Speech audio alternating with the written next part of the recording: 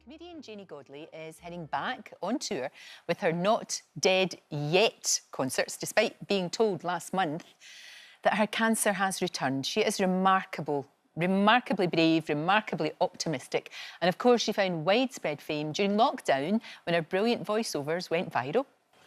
Janey Godley joins me now. Janey, you kept me sane during the whole pandemic. You made me laugh with all of it, especially the animal ones. They're just so brilliant. They really are. How are you doing? How are you feeling? I'm feeling good. I'm getting the chemotherapy every week now and then a week off. So I do 3 weeks on, 1 week off. And I'm feeling surprisingly sprightly for somebody who's going through chemotherapy just now. It's different from the chemotherapy I had before, so it doesn't have much of the same symptoms. Right. So, yeah, I mean, I'm not ready to run a marathon or start a yoga class, but I'm still good for emptying the dishwasher and going on tour. Sounds good. And as you said, going on tour, this all starts next month. This is going to be something. It's the Not Dead Yet tour, Janey. And it is going to be, you're very, you've stressed, it's going to be good fun. It's a comedy show, right? Yeah, it's going to be the last big tour I'll be able to do due to the cancer diagnosis. And on the very first day is in Arbroath, and that day I get chemotherapy. So I go straight from the Beatson, straight into the tour van and straight on stage. And I genuinely cannot wait to be able to see people, have a laugh and talk about something that isn't about my blood count, my haemoglobin. It isn't about the symptoms of cancer. It doesn't have the word peritoneal in it. I want to be able to go and have a laugh and bring Ashley with me. I am super excited. Of course, Ashley's your daughter, and she's going to be there too, because she's followed in your footsteps as well. She's a funny woman in her own right. Oh, she is. She really is, and I know how much support that all of your family has given you. You talk about that a lot. And indeed, Honey, your little sausage dog, of course. Yeah, you need that, don't you?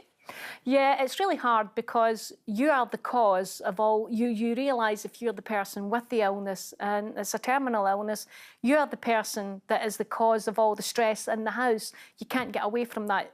I know that the reason they're sad is because of me, and I'm not saying that that makes me guilty, but it's a really difficult thing to get your head round. And thank God for the Maggie Centre who give me counselling. I'm going there today to speak to them, and it really helps to be able to speak to people outside the family rather than just constantly have this concentrated within it. But we have to have laughter, Lorraine. We have to have giggles. We have to have a good time. And Honey keeps us all on our toes, and Ashley makes me laugh. I've been doing some jazz knitting. I've been started knitting this really big weird thing, and I've told Ashley that by the time it's finished I might make her wear it to my funeral, and it's hideous looking.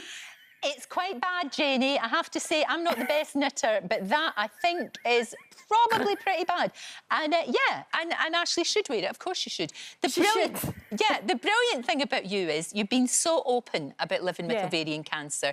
You've been raising awareness about it, and online and all of that, making sure that everybody knows the symptoms. Yeah. That's the main thing, isn't it?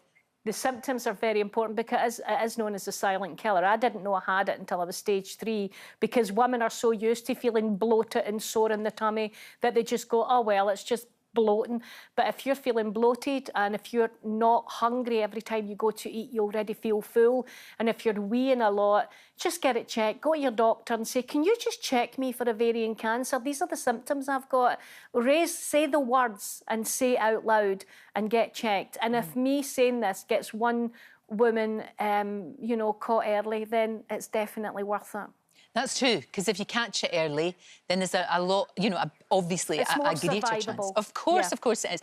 Now, you were diagnosed well over a year ago, wasn't it? And you were doing well, but it has come back, the cancer has come back, as we know, and you have to deal with that, and the people round about you have to deal with that, and I think it's remarkable. I'm sure you have your dark moments, of course you do. God, yeah. It's remarkable, the way that you're so stoic.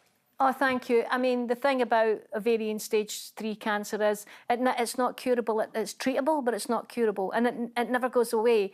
It's always there. And it's always going to come back. And I'm always going to have to keep fighting it. And this time it's appeared on my peritoneum, which is the big piece, the organ that holds all your bits in round your tummy. And that, I'm going to have to just deal with that. And I'm getting new cancer treatment to help with that. And I have to say the beats and the Scottish NHS have been absolutely astounding. I haven't had one moment where I feel as though I fell through the cracks. They've been there at every single point, and they throw everything at it, and they are just wonderful.